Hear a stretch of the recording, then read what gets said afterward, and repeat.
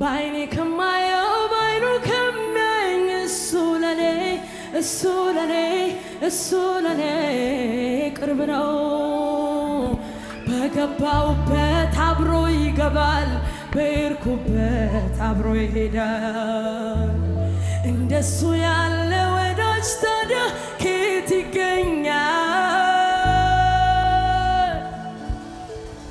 ጌታ ጌታ ጌታ ጌታ ጌታ ጌታ ጌታ ጌታ ጌታ ጌታ ጌታ ጌታ ጌታ ጌታ ጌታ ጌታ ጌታ ጌታ በልቤ ያለ ትልቅ ቦታ ዘወትር ላክብር።